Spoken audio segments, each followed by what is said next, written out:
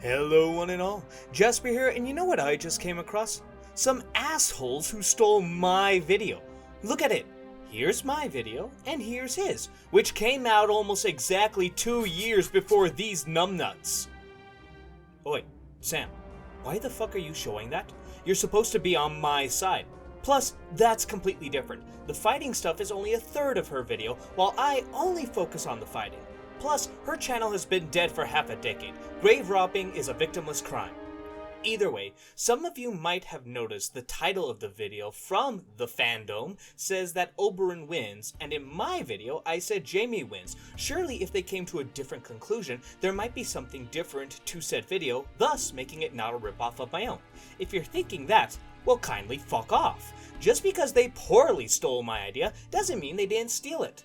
A link to the video will be down below, and I recommend doing so to make sure you understand what I'm talking about in this video.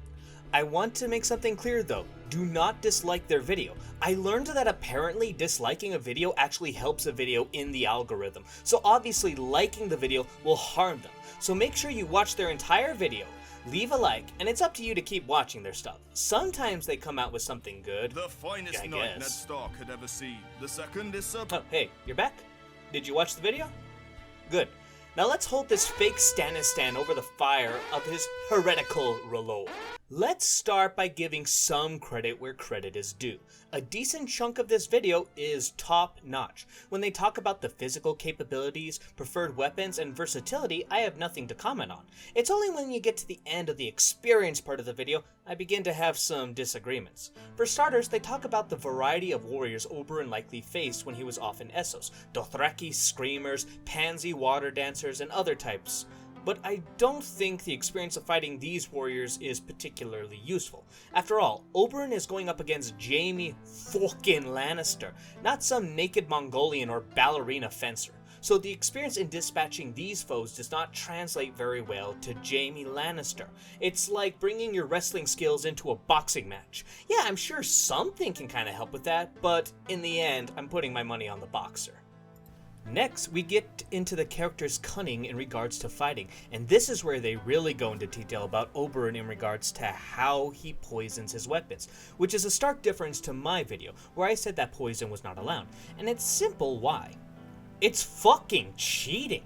There is a reason why we don't let boxers soak their gloves in chloroform or any other type of substance to give them an edge, and we at least pretend to test them for steroids. Saying Oberyn wins because of his poison has the same energy as picking Jaqen H'ghar as the greatest warrior because as an assassin, he can kill anyone. And don't pretend like those morons don't exist. I have seen them.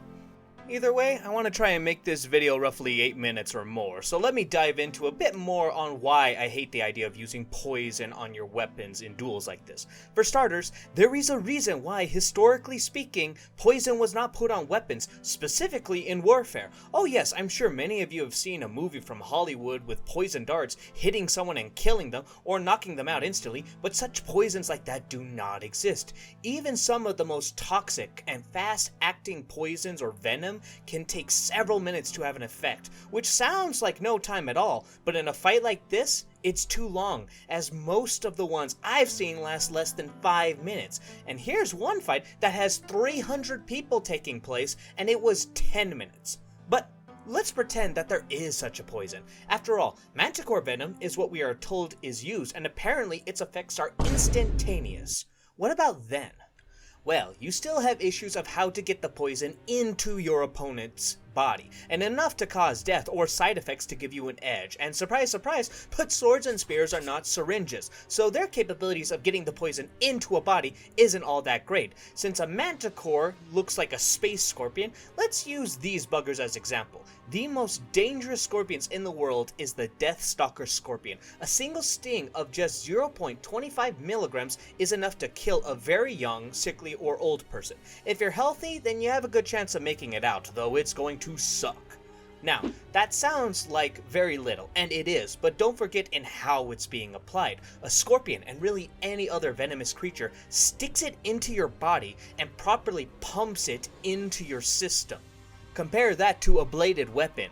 Needing the poison to stay on the blade as it's being swung around, blocked and thrusted, also has to get through several layers of armor. Even if you do find the weak spot in plate opponents, there will likely be chainmail, gambeson, or George's favorite boiled leather in the way that if you get through will remove the poison by the time it makes contact with the flesh. Though honestly, I question if it's even manticore venom that's being used. Qyburn suspects it's the venom, but sorcery was used to make it slower to make sure Gregor suffered. Though I take issue with this, after all, if Oberyn had access to regular venom that would work instantly, might as well use it to guarantee the victory. After all, one can assume he was planning on and wanting to win, which means Gregor would have to die, making the slow-acting venom useless. His daughter, Tyene-san, says she knows the poison and that there is none slower and more painful. No mention of Oberyn doing anything to modify it. But I'm getting off topic here.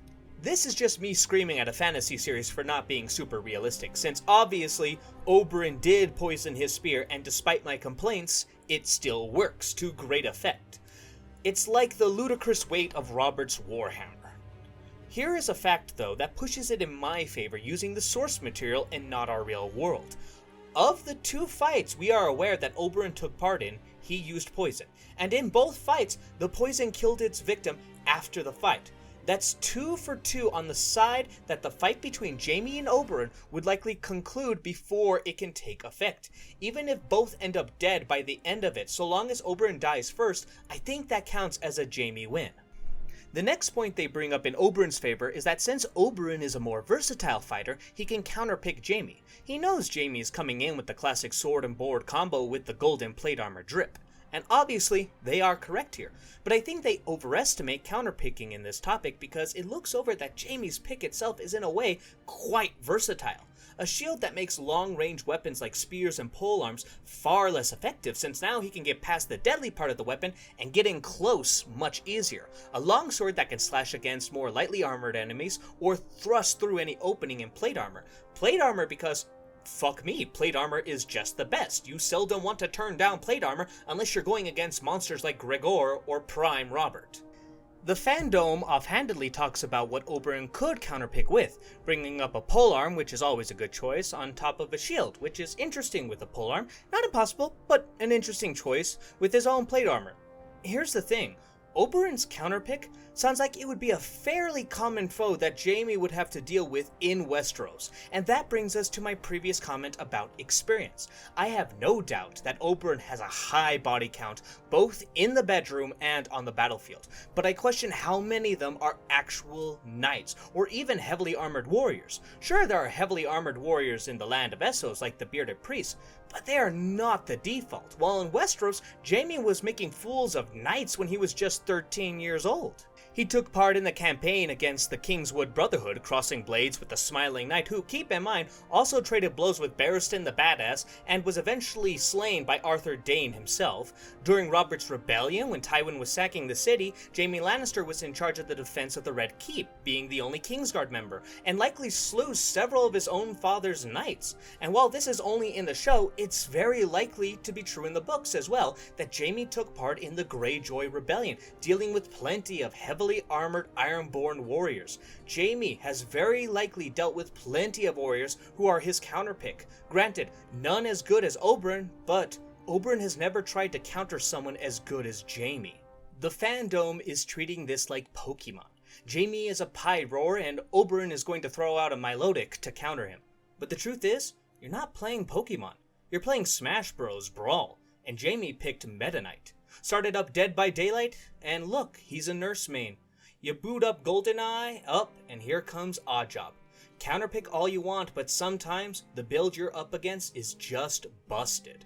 Now, to be clear, I'm not saying that there is no counterpicks for Jaime. There is, but because of the general versatility of his combat style, said counterpicks are going to be less effective, and not overcome the gap in skill between Jaime and Oberyn.